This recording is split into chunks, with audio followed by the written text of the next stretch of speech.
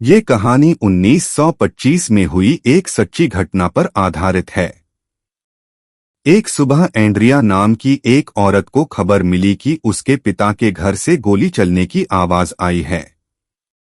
Andrea और उसके पति जॉर्ज को यह खबर सुनकर विश्वास ही नहीं हो रहा था। खबर मिलते ही वो दोनों उसके पिता के घर के लिए निकल गए। उसके पिता एक बहुत बड़े गवर्नमेंट मैंशन में रहते थे। वो मैंशन दूसरे शहर में था, तो वहां जाते जाते उन्हें शाम हो गई थी। जब वो वहां पहुंचे तो उन्होंने देखा कि उस मैंशन के बाहर पुलिस इकट्ठा है और कोई उस घर के अंदर नहीं जा रहा था। पुलिस एंड्रिया और उसके पति जॉर्ज को भी अंदर नहीं जाने दे रही थी। पुलिस के मुताबिक उस घर में एक भूत था जो सालों बाद आजाद हो गया था।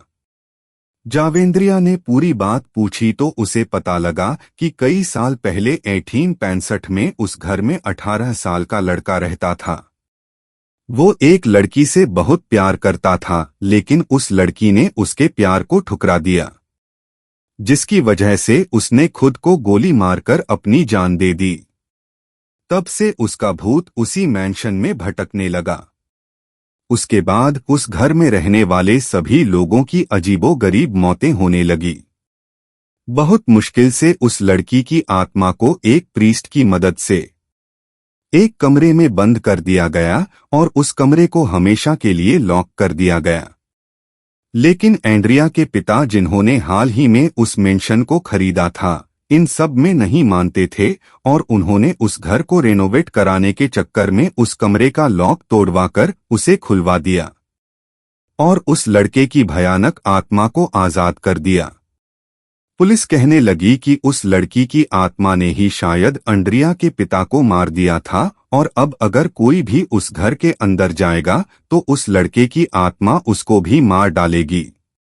पुलिस की ऐसी अंधविश्वासी बात को सुनते ही एंड्रिया और जॉर्ज दोनों ही बहुत गुस्से में आ गए और उन्होंने खुद अंदर जाने का फैसला किया।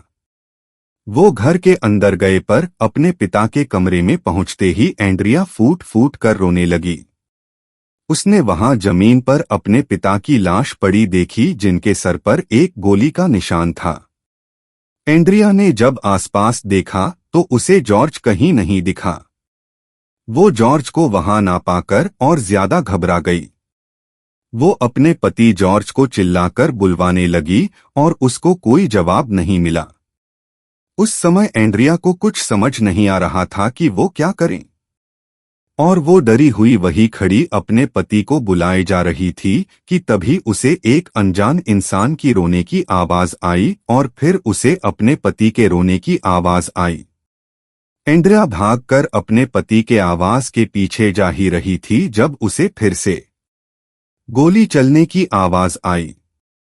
एंड्रिया भागकर उस कमरे में पहुंची, पर वहां पहुंचकर उसके होश उड़ गए। वहां पर उसे जॉर्ज की लाश मिली, जिसके सर पर भी गोली के निशान थे और उसकी लाश के पास वही बंदूक पड़ी थी जो कुछ देर पहले उसके पिता के कमरे में उनकी लाश के पास पाई गई थी। तभी एंड्रिया को ऐसा लगा जैसे उसके कंधे पर किसी ने हाथ रखा। एंड्रिया को कोई पीछे से जकड़ने लगा। जब उसने गर्दन मोड़ के देखने की कोशिश की तो वहां उसे 18 साल का लड़का दिखा, जिसके सर पर ठीक उसके पिता और पति की तरह एक गोली का निशान था। लेकिन एंड्रिया के उसे देखते ही वो लड़का एंड्रिया की आंखों के सामने हवा में कहीं गायब हो गया। इतना सब होने के बाद भी किसी तरह हिम्मत करके एंड्रिया एक एक करके अपने पति और पिता की लाश को घर से बाहर लेकर आई, पर उस दिन के बाद से वो एकदम बदल गई और वो एकदम शांत हो गई। यहाँ तक कि अपने पिता और जॉर्ज के फ्यूनरल के दिन भी उसने ना ही जॉर्ज के पेरेंट्स की किसी बात का कोई जवाब दिया और ना ही अपने भाई का। वो सदमे में जा चुकी थी। सब उसके लिए बहुत परेशान थे, पर किसी को भी नहीं पता था कि एंड्रिया खुद कितनी घबराई हुई थी, क्योंकि उसके पिता और पति की मौत के बाद से उसे हर जगह उसी 18 साल के लड़के की आत्मा दिखाई दे रही थी। वह किसी भी वक्त एंड्रिया के शरीर को जकड़ लेता था और उसके कान में एक ही चीज कहता रहता था, कि वो उससे बहुत ज्यादा प्यार करने लगा है और अगर वो भी उसका प्यार ठुकरा देगी तो वो उसे भी मार डालेगा। एंड्रिया जहां जहां जाती उसे वही लड़का दिखाई देता जो उसे हर बार जकड़ लेता और एंड्रिया का शरीर बुरी तरह से जख्मी कर देता। डरी हुई और परेशान एंड्रिया साइकेट्रिस्ट के पास भी गई पर उसका भी कोई असर नहीं हुआ। एंड्रिया के शरीर पर रोज नील पड़े जा रहे थे। धीरे धीरे उसकी दिमागी हालत बद से बदतर होती जा रही थी। फिर एक दिन उस मैंशन के पास रहने वाले लोगों ने एक बहुत ही अजीबोगरीब और एक डरावनी चीज देखी। उन्होंने देखा कि एक बहुत ही कमजोर दिखने वाली एंड्रिया भागती हुई आई और उस मैंशन का ताला तोड़कर उसके अंदर घुस गई और इससे पहले कि कोई कुछ समझ पाता उन्हें उस मैंशन के अंदर से गोली चलने की आवाज आई। जब कई देर तक कोई भी अंदर नहीं गया तो यह खबर शहर के मेयर तक पहुंची। तो उसने वहां के पुलिस ऑफिसर्स को एक प्रेस के साथ अंदर जाने का ऑर्डर दिया। डरते हुए जब पुलिस के 2 इंस्पेक्टर घर के अंदर घुसे तो उन्हें वहां पर एंड्रिया की लाश जमीन पर पड़ी हुई उसके सर पर भी गोली का निशान था और बगल में एक बंदूक पड़ी थी, जिसे देखकर उन्हें यकीन हो गया कि ये सब उसी 18 साल के लड़के की आत्मा का किया धरा है। इस इंसिडेंट के बाद उस मेंशन का एक्सोर्सिज्म किया गया और फिर उस मेंशन को हमेशा हमेशा के लिए बंद कर दिया गया। एक लड़का रात भर घर नहीं आता और उसके घर वालों को उसकी चिंता होने लग जाती है। तभी सुबह उसके फादर को अपने बेटे का कॉल आता है।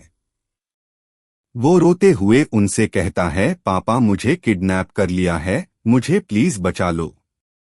क्या उसके फादर उसे बचा पाएंगे या फिर वो कभी वापस ही नहीं आ पाएगा? और वो किडनैप हुआ तो हुआ कैसे? अगर आपको हमारी कहानी भूत बंगला अच्छी लगी तो खूनी मंडे को सब्सक्राइब करना बिल्कुल मत भूलना।